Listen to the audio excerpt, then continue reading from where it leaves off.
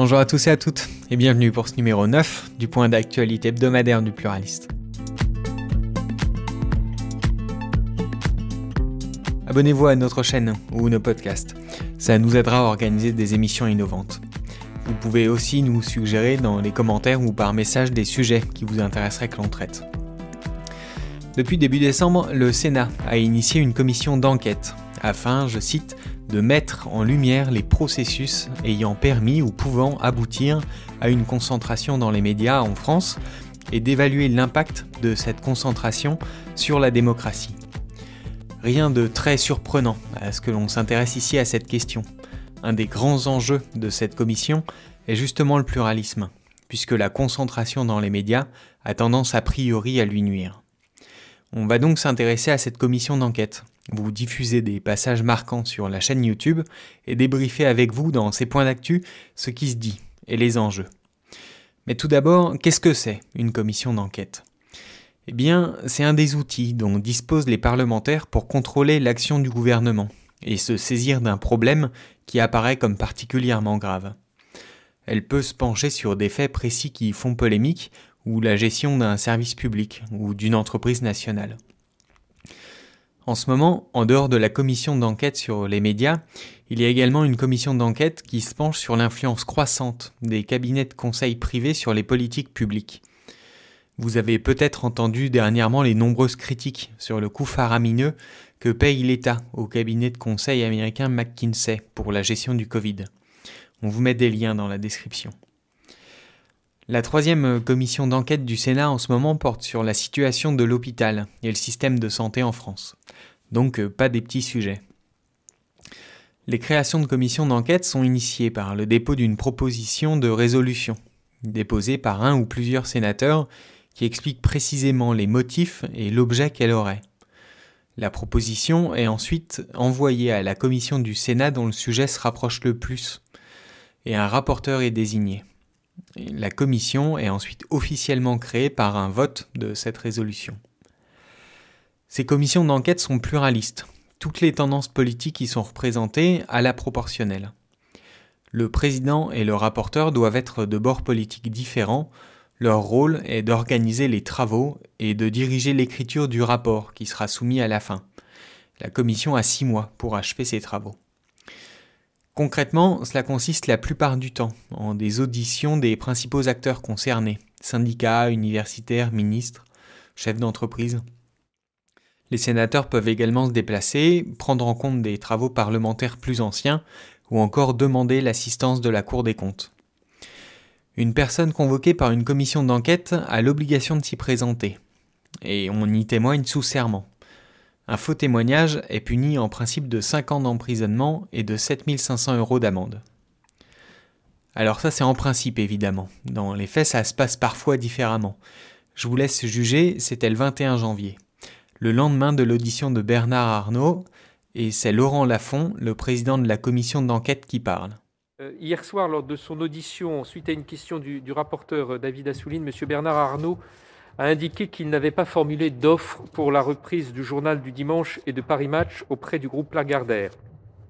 Quelques minutes après l'audition, le groupe LVMH a cependant pris contact avec moi pour m'informer d'une erreur dans ce propos et confirmer les propos du rapporteur.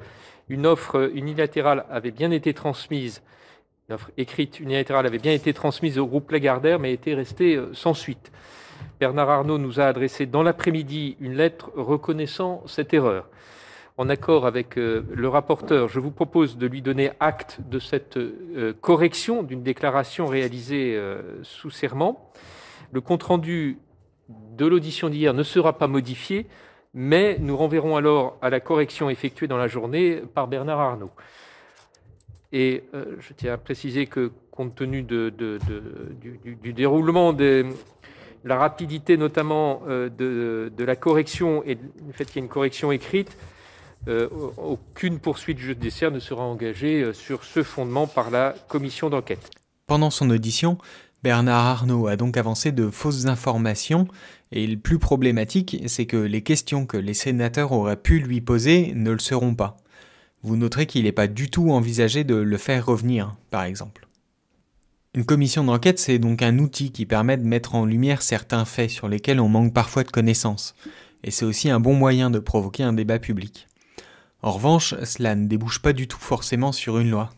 Et ce qui est moins transparent aussi, c'est que l'examen final du rapport de la commission est secret. Et le rapport peut également être secret. C'est le rapporteur de la commission qui pose en général le plus de questions. Pour cette commission sur la concentration des médias, le rapporteur est David Assouline, c'est un sénateur du groupe socialiste, écologiste et républicain. C'est un membre du PS, il soutient Anne Hidalgo pour la présidentielle. Alors qu'est-ce qu'on a appris à ce jour sur la concentration des médias ? Bon, tout d'abord, ce qui a suscité principalement la création de cette commission, c'est le projet de rapprochement entre TF1 et M6, qui aboutirait à la création d'un géant d'un point de vue purement français ou même européen. En fait, les médias sont pris dans des tensions difficiles à résoudre. Il y a encore 20 ans, les entreprises achetaient aux médias des espaces publicitaires sur du papier. Aujourd'hui, les médias au format papier se vendent de moins en moins, et ce n'est plus eux qui vendent la publicité. Nathalie Senac, une professeure des universités, explique par exemple qu'aujourd'hui, 88% des Français de plus de 12 ans déclarent se connecter à Internet tous les jours. Et 63% utilisent Internet pour suivre l'actualité. La presse écrite a perdu en 10 ans en France entre 50 et 70% de ses recettes, au profit des GAFAM, c'est-à-dire principalement Google et Facebook. Ce sont ces entreprises qui ont capté les ressources publicitaires de la presse et une partie de celles de la télévision, et mettent en péril la production d'informations. Alors quand on dit production d'informations, il s'agit de l'information produite par les journalistes évidemment, mais aussi de la production de séries ou de films, car en France, les chaînes de télévision ont l'obligation de participer au financement du cinéma. Elles doivent par exemple consacrer une certaine partie de leur chiffre d'affaires à la production d'œuvres cinématographiques. C'est ce genre de fonctionnement qui permet à la France d'avoir encore une industrie du cinéma en bonne santé. Face à l'émergence de ces acteurs superpuissants, deux positions se dessinent.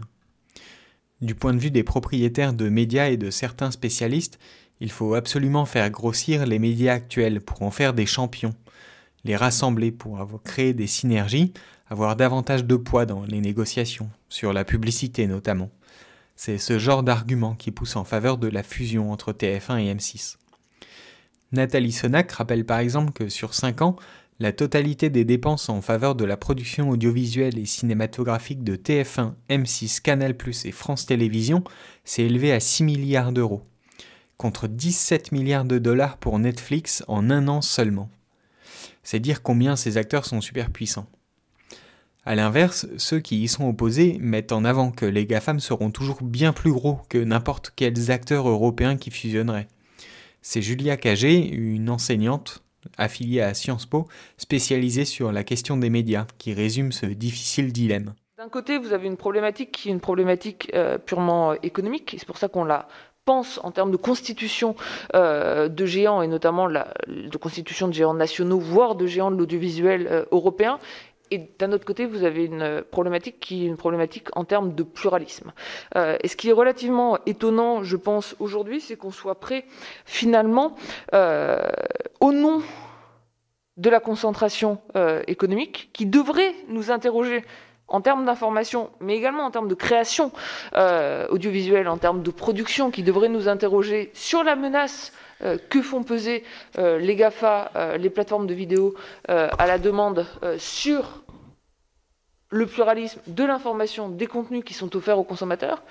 On est prêt finalement à sacrifier le peu de pluralisme qui nous reste pour résoudre une problématique de surconcentration par la constitution de nouveaux monopoles. Et c'est ça qui me semble tout à fait paradoxal.